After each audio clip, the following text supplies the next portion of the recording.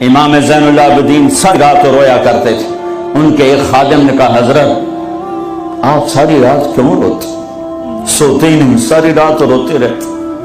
تو وہ پھر رونے لگے اور فرمایا میرے دوست یعقوب علیہ السلام کا یوسف گم ہوا تھا، مل گیا تھا، لیکن ایک کی جدائی میں 40 سال رو رو رو رو آنکھیں ختم کر دی. میں نے ان آنکھوں سے سارے گھر کو ذبح ہوتے دیکھا.